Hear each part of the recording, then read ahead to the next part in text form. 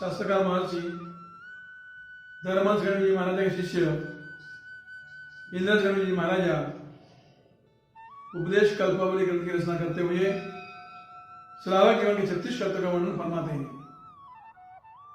उन कर्तव्यों में 11 कर्तव्य हम सुन चुके हैं। आज हम सुनेंगे 12वां कर्तव्य शील धर्म। दान, शील, तप और भाव 4 प्रकार के धर्म हैं। उनमें दूसरा नंबर का धर्म है शील धर्म। शील यानी क्या? शील का मतलब है शीलम ब्रह्मचर्यम। शील मतलब ब्रह्मचर्य। ब्रह्मचर्य मतलब ब्रह्मम चरती थी ब्रह्मचर्य। ब्रह्म में चरना, विचरना, उसमें ही रहना, उसमें ही मस्त बनना। ब्रह्म यानी कि आत्मा, आत्मा की मस्ती में आना। और ब्रह्मचर्य की पालना करने वाला देवता का भी सानिध्य पाता है। देवता भी दास बन जाता है, जंगल भी मंगल बन जाता है, राक्षस भी रक्षा करने वाला बन जाता है, मेरु भी छोटा सा पहाड़ बन जाता है, विपत्ति भी संपत्ति देने वाला बन जाता है, प्रतिकूल भी अनुकूल हो जाता है, सर्व भी फूल की माला बन जाता है। शील की अद्भुत महिमा महापुरुष ने गाई है। शील रत्न सबसे बड़ो सब रत्नों की खान, 3 लोक की संपदा शील में रही जा। विजय लक्ष्मी सूर्य जी महाराजा ने उपदेश प्रसाद के अंदर एक एग्जाम्पल लिया है। वसंतपुर नगर में शिवंकर श्रेष्ठी और उनकी धर्मपत्नी सुहाग देवी, उसी नगर में एक बार आचार्य भगवान धर्मदास सूर्य महाराज पधारे। शिवंकर श्रेष्ठी को 1 लाख साधर्मिकों को जिमाने का, भक्ति करने का भाव जगा। उन्होंने अपनी भावना गुरुदेव के सामने व्यक्त की कि गुरुदेव, 1 लाख साधर्मिकों को वात्सल्य करने की, भक्ति करने की मेरी भावना है, लेकिन इतना द्रव्य मेरे पास नहीं है, तो क्या करूं मैं? तब गुरुदेव ने कहा कि तुम भरूच जाओ, मुनीश्वर दादा की भक्ति करो और वहां पर रह रहे हुए जिंदास सृष्टि की सर्वशक्ति के साथ उनकी भक्ति करो, उनकी पैरामणी करो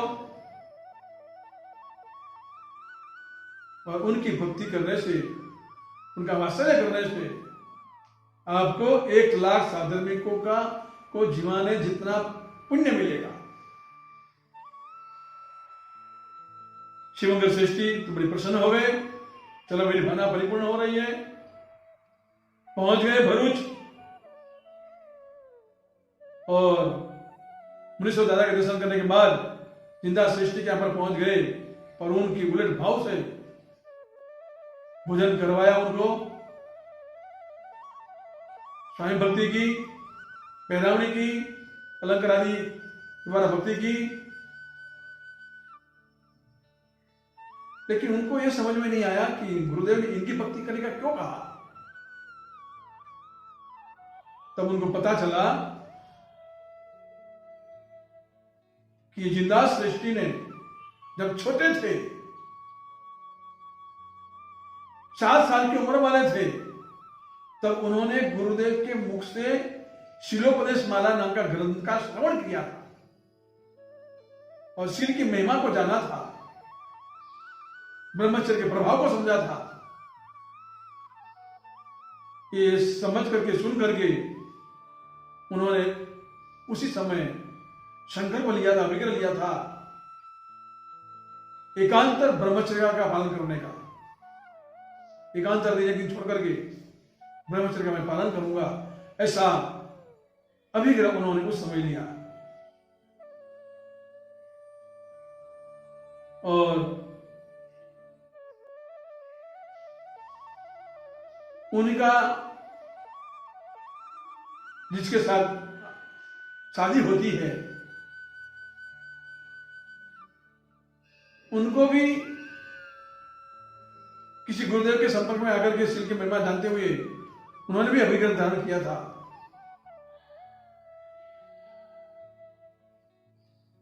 कि एकांतर ब्रह्मचर्य का पालन करना और योगानुग दोनों की शादी होती है। शादी की पहली नाइट को उनको पता चलता है कि ब्रह्मचर्य का हमको पालने का नियम है। इनको और दोनों को इस तरह एकांतर दिन पालने का नियम है, लेकिन पालने का दिन अलग अलग आता है। ये जब बात हुई तब पत्नी ने कहा, स्वामीनाथ मैं तो जीवन भर ब्रह्मचर्य का पालन करूंगी, आप दूसरी नारी के साथ शादी करके संसार के सुख भोगवे। तब जिंदास दृष्टि कहते हैं, अच्छा हुआ तू मुझे मिली, अब अपन जीवन पर ब्रह्मचर्य का पालन करेंगे। चाहना तो यही थी और अच्छा तू मिल गई, तुझ में भली शिरोपदा। अच्छा हुआ इस संसार के विषय से हम निवृत्त होकर के आत्मकल्याण के मार्ग में आगे बढ़ेंगे। एक ही सैया पर शयन करने पर भी दोनों ब्रह्मचर्य का पालन कर रहे हैं। उत्कृष्ट भाव से, उलट भाव से नैष्ठिक ब्रह्मचर्य का पालन करते करते शुभ भावधारा में आगे बढ़ रहे हैं। इसलिए गौ ज्ञानी गुरु भगवंत ने कहा कि इन दोनों की तुम भक्ति करोगे तो आपको 1,00,000 साधकों की भक्ति करने का लाभ, कितना पुण्य मिलेगा, लाभ मिलेगा। शास्त्रों का दर्शन आप सब लोग जानते ही हैं। किनका? विजय सेठानी का। उनका भी ऐसा ही दृष्टांत है, वो तो प्रचलित है।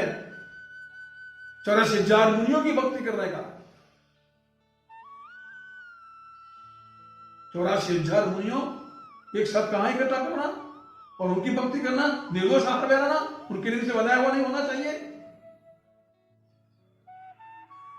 ये दुर्लभ था। कपिल केवली से उन्होंने पूछा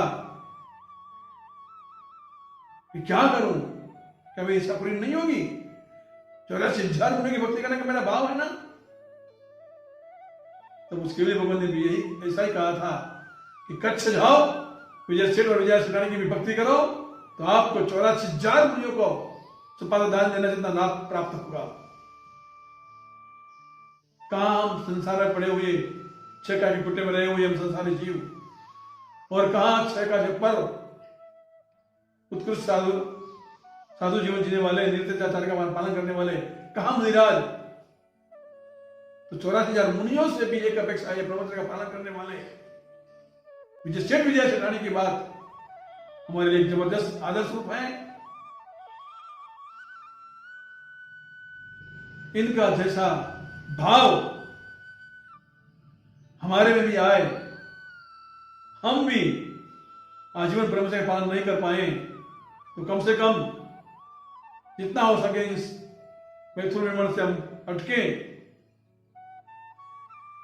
महीने में 5 तिथि 10 तिथि इस तरह से भी नियम लेकर के हम इस व्रत की पालना कर सकते हैं। अब इस शील धर्म के बारे में निर्बोधन में आगे और क्या प्रेरणा देते हैं,